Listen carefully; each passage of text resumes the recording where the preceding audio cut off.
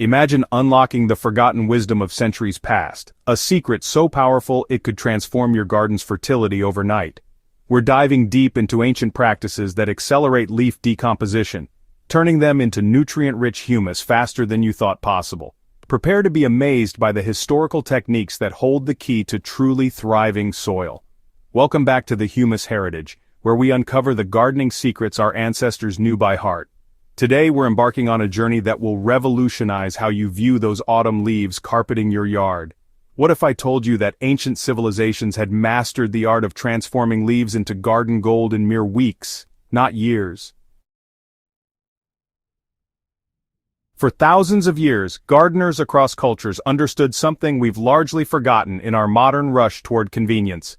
Leaves aren't waste waiting for municipal pickup. They're the foundation of the most fertile soils on Earth. From the terraced gardens of ancient Peru to the monastery gardens of medieval Europe, master gardeners treated leaf decomposition as both science and art. The challenge facing today's gardeners isn't lack of organic matter, it's time. Traditional composting methods can take 18 months to 2 years to produce finished humus, leaving many of us frustrated with slow results and unfinished piles that seem to mock our best intentions. We've been conditioned to believe that nature works slowly, but our ancestors knew better. They discovered that with the right knowledge and techniques, the same biological processes that take nature years can be accelerated dramatically. The secret lies in understanding what soil microorganisms need to thrive and multiply. Ancient gardeners didn't have microscopes, but they observed patterns, tested methods, and passed down techniques that worked with nature's own acceleration mechanisms. These weren't shortcuts, they were sophisticated systems based on deep ecological understanding. The foundation of rapid leaf decomposition rests on principles that ancient civilizations mastered through careful observation and generations of refinement. At its core, this process relies on creating optimal conditions for the microscopic workforce that drives all decomposition fungi and bacteria. These organisms are the true alchemists, breaking down complex organic compounds and rebuilding them into the stable, nutrient-rich compounds we call humus.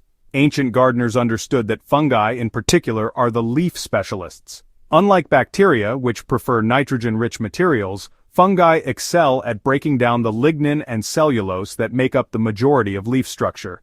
They recognized that creating fungal-dominant environments was crucial for efficient leaf processing.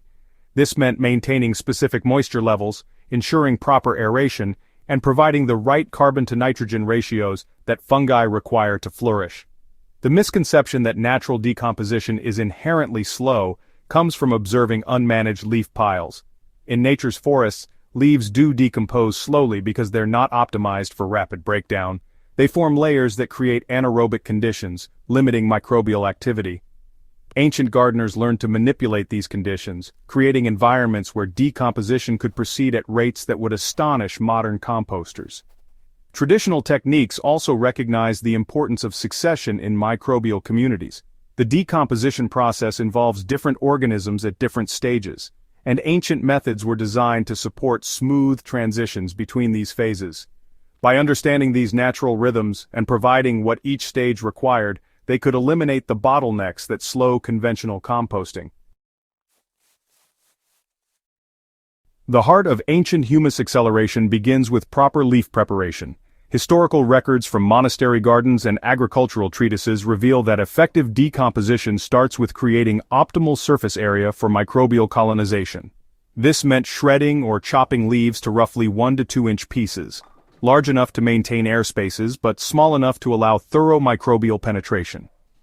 Ancient practitioners discovered that the key to rapid decomposition lay in layering techniques that created what we now understand as perfect microclimates for different microorganisms. They would create alternating layers of chopped leaves with thin layers of soil or aged compost, effectively inoculating each layer with the diverse microbial communities needed for efficient breakdown. These soil layers, often no more than a 1/4 inch thick, provided both microorganisms and essential minerals that supported the decomposition process. One of the most powerful accelerators used historically was what many traditions called green additions, fresh plant materials high in nitrogen that balanced the carbon-heavy leaves. These might include fresh grass clippings, kitchen scraps, or even specific plants known for their decomposition-enhancing properties. The ratios were critical. Ancient texts suggest roughly 1 part green material to 20 to 30 parts brown leaves, creating the ideal carbon-to-nitrogen balance for rapid microbial activity. Moisture management was elevated to an art form in these ancient systems.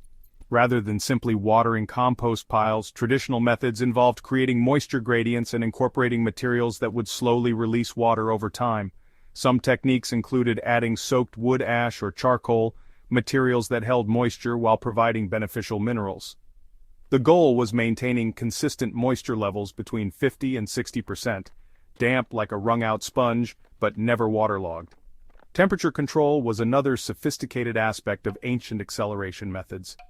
Master composters learned to build their leaf processing systems to generate and maintain optimal temperatures for different phases of decomposition. This often involved specific pile dimensions, insulation techniques using additional organic materials, and even strategic placement relative to sun exposure and prevailing winds. The true genius of historical humus acceleration wasn't just in creating finished compost quickly, it was in developing systems that integrated directly with growing areas for immediate soil improvement. Ancient gardeners practiced what we might call in-situ acceleration, processing leaves directly in garden beds where their nutrients would be immediately available to plants.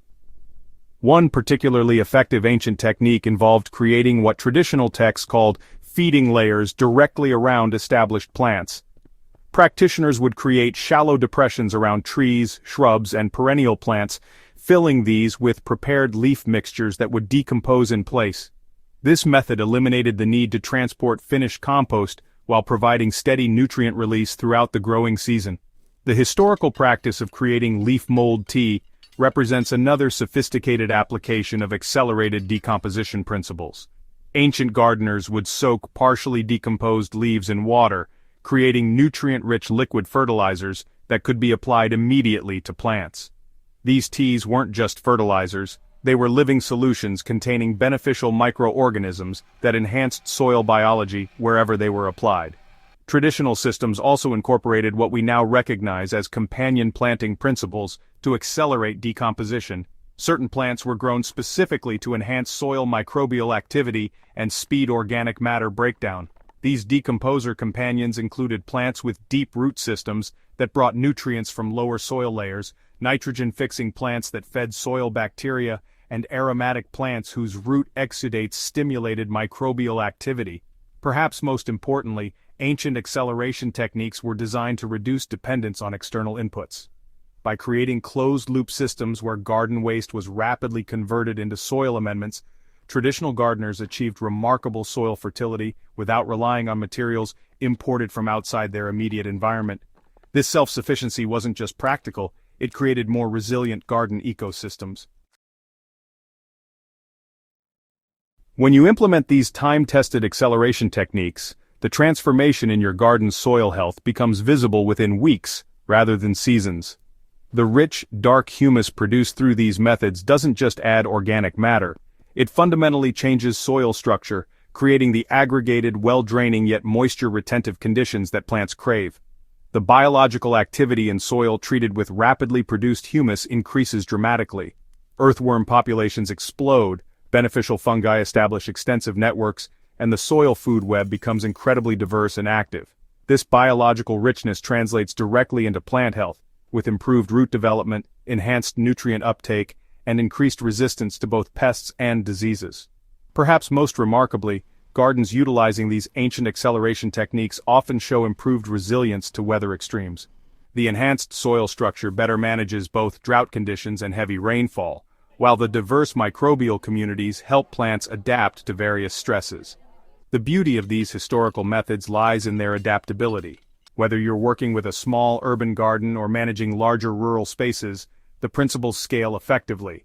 Container gardeners can create miniature acceleration systems, while those with larger properties can implement comprehensive leaf processing operations that handle all their autumn debris while creating abundant soil amendments.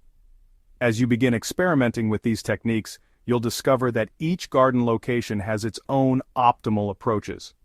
Soil type, climate conditions, available materials, and specific plant needs all influence which historical methods work best in your situation. This experimentation process connects you directly with the observational traditions that allowed ancient gardeners to develop these remarkable techniques in the first place. The most exciting aspect of rediscovering these ancient acceleration methods is joining a growing community of gardeners who are reclaiming traditional wisdom for modern applications. Your experiences and results contribute to our collective understanding of how these time-tested techniques perform in contemporary growing conditions. Ready to transform your approach to garden soil building? Subscribe to the Humus Heritage for more deep dives into traditional gardening wisdom that can revolutionize your growing success. Share this guide with fellow gardeners who are ready to discover the remarkable power hidden in their autumn leaves. Together, we're not just improving our gardens, we're reconnecting with the profound knowledge that sustained agriculture for thousands of years before synthetic fertilizers existed. Your journey into ancient soil alchemy starts now.